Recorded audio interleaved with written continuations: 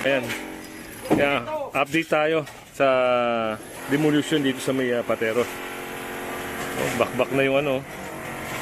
Bakbak na yung flooring ng yun, yung bahay na yan. Pati yung ilalim, sira na rin.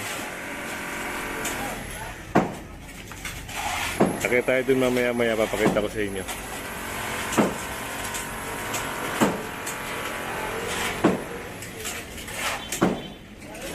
Ayan, no? Continuous ongoing yung rehabilitation ng ano dito, ng retaining wall. Yan, pag na-open na yan, dire-diretso na yan dun. Talagang bakbakan to. Bukan natin bumaba rito. Ito ko lang pakita sa inyo eh.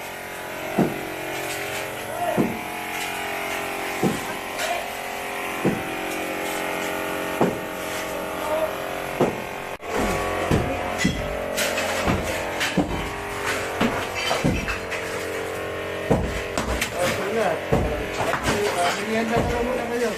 Merienda.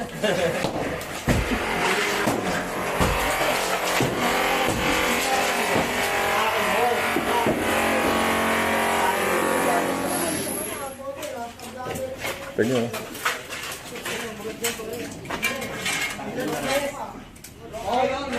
Kahapon, nung pagpunta natin dito, medyo sarado pa yan. Pero ngayon bukas.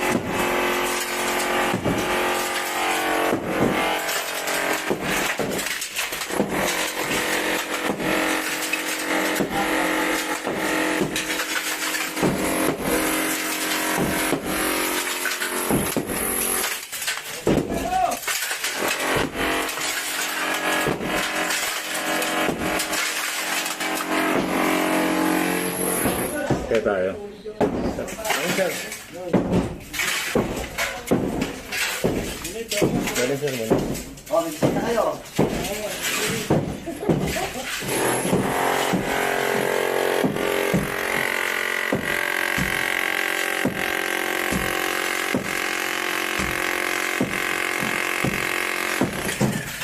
Wala,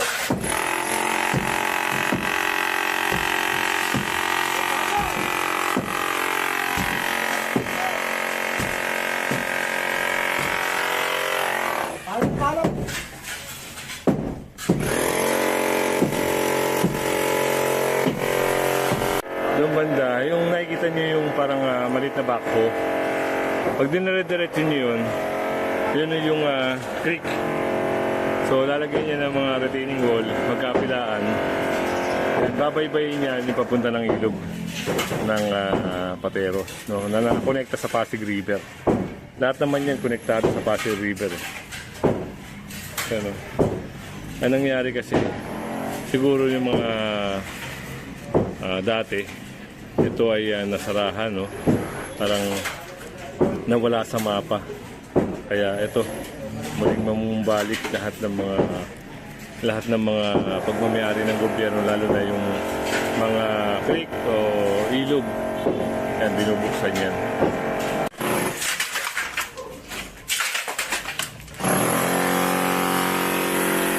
Yan, ginagamit ka ng tipping gun. At least mabilis. Ting bang ting.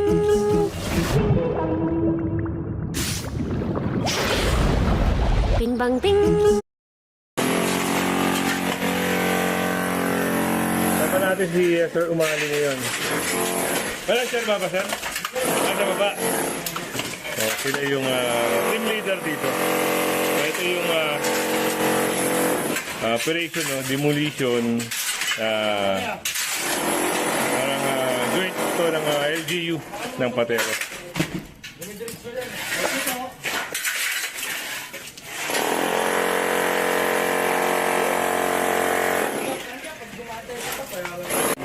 Kaya mga kasama, dito hanggang dito yung tatabasin. So, ayun na yun, sir, oh, nakita ko na rin. Yan. Yung pinaka-edge ng pinaka-edge ng toilet. Ito sakop to Ito sakop to. Hanggang dito. Hanggang dito. Ang laki, di ba? Ang laki ng tatabasin. Kaya yung mga binibigyan ko na kayo ng tip or advice sa mga subscribers natin na may kaibigan na sa creek or ilog, makipag-coordinate na kasi sa NSA. Kasi balang araw, baka mamaya, kunin yung creek sa lugar nyo, o kaya rehabilitate, kayo ay mawawala ng tirahan. Kaya mas maganda maaga, pumunta na kayo sa NSA at magtanong-tanong na kagad kayo.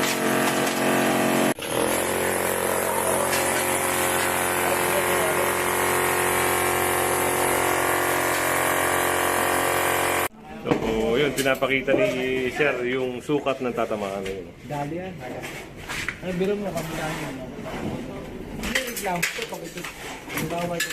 Tapos lang yung gising. Oo, Sir. Biro mo, baligado natin ba? Kita naman siya sa sukat. Mahaba yung sukat na gigibay. So, bukas na rin dito. Pakita lang natin itong looban. So, ito na. Pag pumunta ka rito, yan. Ito na yung tinutumbok ng creek.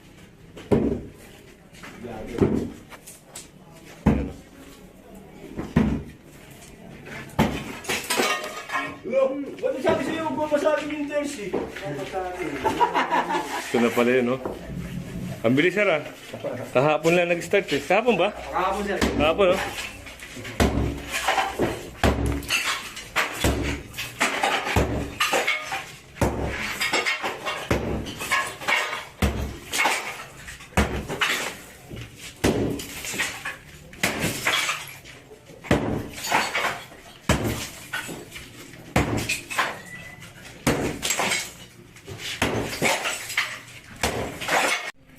Yan, at ito, kukwento ko lang, no? Base doon sa binigay na saraysay o sinabi ng may-ari. Bata pa sila. Grade 6 pa lang sila, sarado na itong creek na ito, itong ilog na ito. Kaya wala silang ka-idea na ito ay pagmamayari ng gobyerno. Siyempre, bata pa sila. Hanggang sa naglaon, tumanda na-extend nila dito. Kasi hindi nga naman alam, Nung ito lang lately na yun, sabi nga ng may pumunta raw na taga DPWH na ito raw ay creek, So bubuhayin yung creek o rehabilitation ng retaining wall, kagaya yan, mga retaining wall na yan. Palagay natin dito, bubungkalin pa to para lumalim So mabalik tayo. Hanggang sa lumaki sila, napagawa nila, in-adjust, in-extend nila. Ano yung problema ngayon? Yun, may sulat, may notice na gigibayin doon sa pulang sukat na yon. O, di ang laki, no? Sayang ang gastos.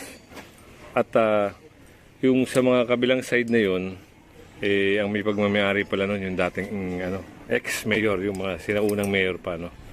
Ng Pateros. Yun kasama rin sa gigibain.